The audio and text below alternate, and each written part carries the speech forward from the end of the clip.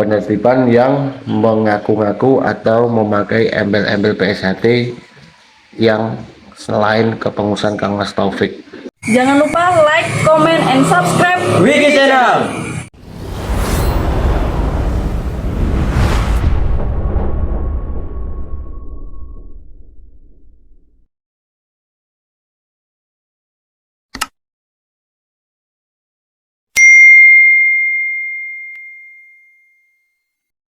Assalamualaikum warahmatullahi wabarakatuh. Salam persaudaraan PSHT Jaya.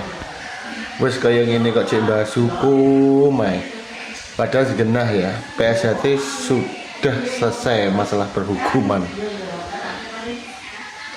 Sudah tidak ada lagi dualisme kepemimpinan di PSHT. Kenapa? Sejak disebutkan Menkumham kemarin sudah sah Kang Mas Taufik adalah Ketua Umum PSHT. Ya, jadi sudah tidak ada lagi permasalahan hukum. Kalau ada yang keberatan, ada yang gugat, itu terserah. Itu tidak akan ngefek. Ya, karena apa? Permasalahan hukum sudah final, sudah clear. Sejak diterbitkan keputusan kemarin. Jadi itu tidak akan mengganggu lagi. Nah, untuk itu tolong dipelajari Akta nomor 2 bulan Juli 2025. Dan seluruh cabang kepengurusan Kang Mas Taufik sudah melakukan verifikasi ke seluruh Kesbangpol tingkat kabupaten maupun tingkat provinsi. Seluruh ya, se-Indonesia. Mau perdebatan apa lagi gitu loh. Pasti nanti ada yang bilang nek usah kok yang PAM. Oke, itu pasti akan ke PAM. Kesekretariatan Kang Mas Taufik pasti ke PAM. Tapi melalui prosedurnya apa? Sementara masih pengurusan untuk mengaktifkan lagi yayasan PSHT.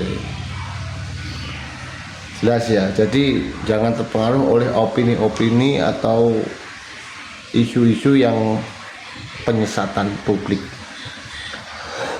Sekali lagi, mau keberatan, mau gugatan itu tidak akan mempengaruhi lagi karena sudah final nol, sudah mengikat sah bahwa PSHT Ketua Umum adalah Kang Mas Taufik. Dirangkul si gelem dirangkul, sila gelem ya wis ben. Ben gawe gendera dhewe, ben ngedekne organisasi dhewe. Nah, sebentar lagi pasti akan penertiban dari negara, dari pemerintah,